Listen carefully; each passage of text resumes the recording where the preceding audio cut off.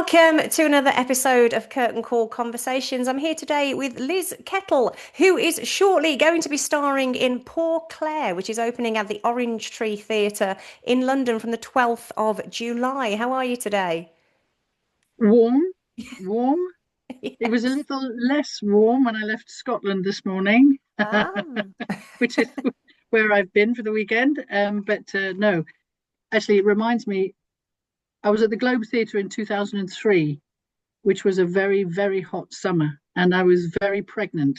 And I Oh. do remember spending the technical rehearsals and any time off stage with my feet in a basin of ice cubes to kind of keep the temperatures down. But I think I'm on a lost cause today Yeah, here. I know. Yeah, I mean it's probably the hottest day of the year so far today. So I do appreciate your time to talk with me about this show. So let's hear all about Poor Clare and who you play in the show.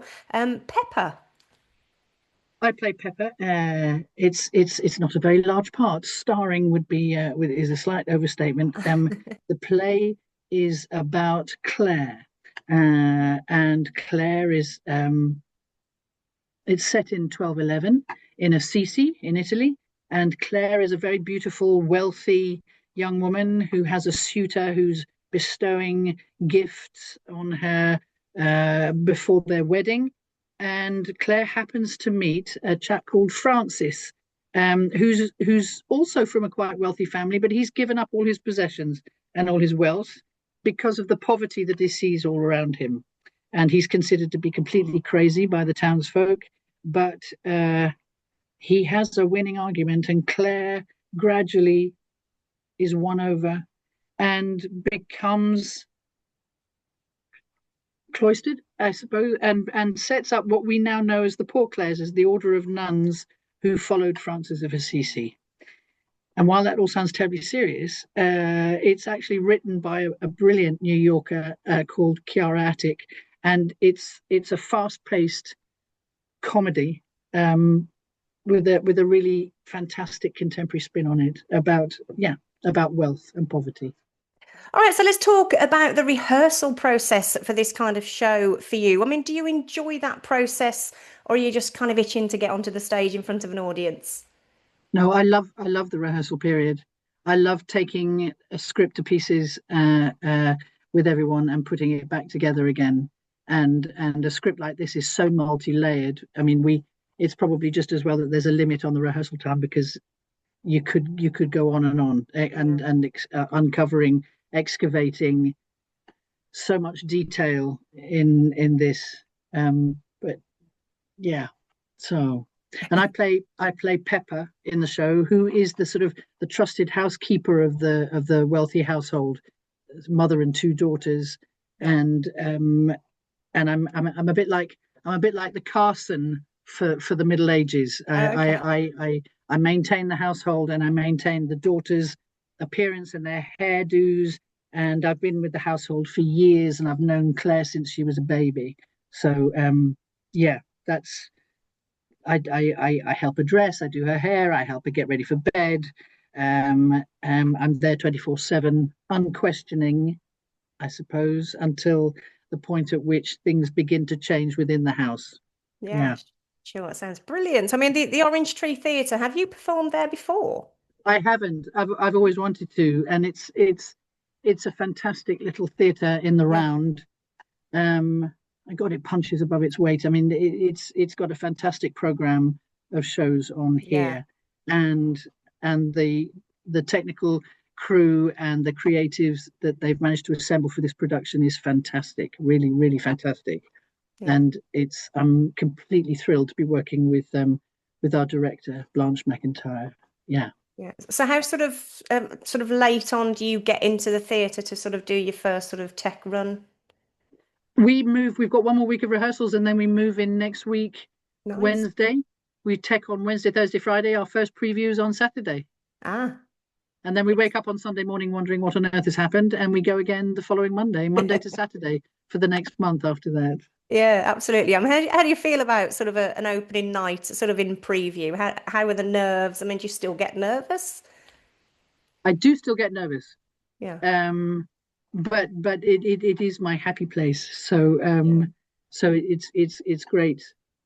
It's a fantastic opportunity to be in front of a live audience again. I'm really looking forward to it, Yeah, sure. And and it's a very intimate place. So yeah, no, absolutely. I mean, it's great to perform in those intimate spaces. Do you kind of prefer that to some of the larger venues? I know you've played some pretty big venues, the Globe, just to name one. So how is it sort of dealing with an audience in such a tighter space? well, there's certainly, I mean, there's never really anywhere to hide on stage in front of an audience, whether you've got, 180 people or 1,800 people Yeah, in front of you. Um, Technically, I suppose it's quite different because they will, in an intimate space like this, they'll be able to see your every move yeah. and sense your every thought. um, so I think, I mean, you still have to lift the performance for an audience, but it's not going to be a question of projecting to hit the upper circle, here, um, Yeah. at all. So yeah.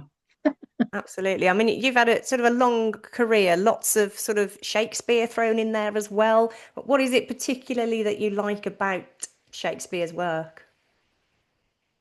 I'm not. I don't think. I mean, any opportunity to perform a Shakespeare play is is uh, is a real privilege. But I think what draws me most to all the projects I've done has been the idea behind the show, the reason why it's being done now. Mhm. Um, I, if there's a director that that I love working with, I've always wanted to just kind of keep working and keep exploring. I don't think you can ever stop exploring, however old you are. Mm. You still Yeah, there's still lots to discover about yourself and about the stories that you're telling, and reasons why you might be performing it today. So I mean, this satire on wealth and poverty at the moment, in this age that we're living in, I often wonder, where's the philanthropy gone? mm. Where's the poverty you see around you is fantastic, and there's so much that contribute. COVID, Mm. war, conflict, any instability contributes to poverty, Yeah, and at the moment we're living in a very unstable world, and poverty is increasing, and yeah, it's really exciting to be doing a play which asks you, I suppose, to just stop and think for a little bit about what you do or what you see as you're walking down a street, and what you could do to alleviate maybe something for other people. mm. Empathy, Yeah, a yeah. bit short of that in our world leaders at the moment, aren't we? But Yeah. anyway. Exactly. I mean, we all love theatre to sort of learn something, I guess. It's all very well going to watch something, but it's nice to come out with, perhaps a different, a change of mind or what have you. So have you worked with The beauty is that great it's a cast, by the comedy. way, in Poor Clare? Have you worked with any of these actors before? No, I've never worked with any of them before. So it is fantastic to work with Arsema Thomas, and she is extraordinary, really extraordinary, Mm. and Freddie Carter, Anushka, Hermione, Gulliford. I mean, we're quite a small cast, and um, but no, everyone's Yeah. really brilliant. It's terribly funny. The show is really, really funny.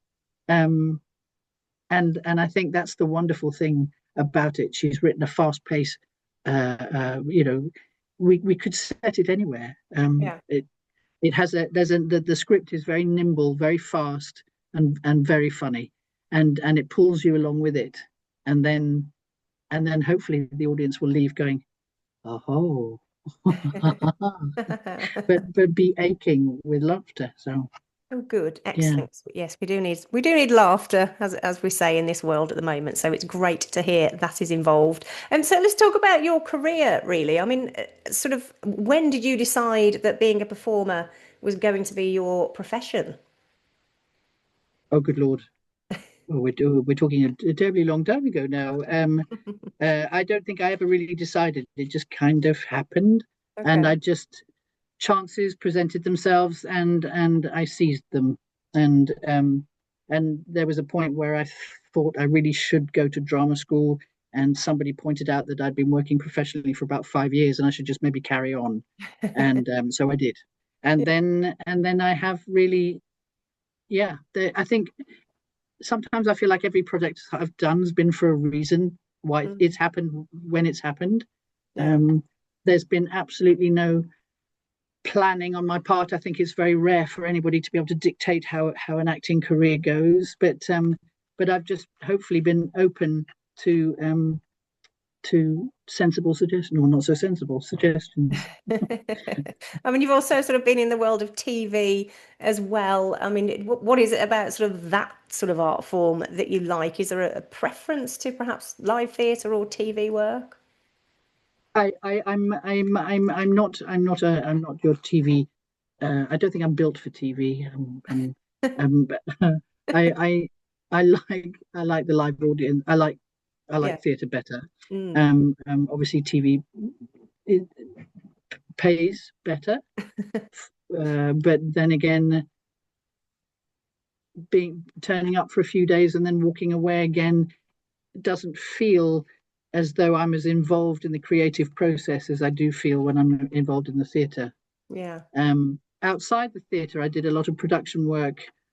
If a film crew was short of a pair of hands, then I would go and cover lots of different bases. So I've worked as continuity, Oh, wow. choreography, Oh, wow. production assisting, assistant directing, Yeah. location managing, catering. I've done everything because I love every aspect Yeah. of the project that's being worked on, and that's taken me around the world. That's taken me to the old Soviet Union. It's taken me to Russia. It's taken Oh, me to wow. Ethiopia. It's Yeah. uh, and for me those are adventures, and I've had lots of. I think less a career, more a series of adventures. That's what I've had. Oh, that's a lovely way to put it. Absolutely lovely. I mean, do you sort of have a standout job that you've done, perhaps, or a moment in your life that you really have fond memories of? Oh yes, far too many to mention here. I Yeah. mean, the current one is a real highlight. I loved playing Count Dracula for the National Theatre of Scotland in 2023. Yeah. I absolutely adored working with Zinni Harris and the Lyceum Theatre in Edinburgh on Macbeth and Undoing, which toured to Kingston, not far from here, and New York. Wow. Um, that was lovely. Um, yeah, so I mean, no, lots and Yeah. lots for different reasons.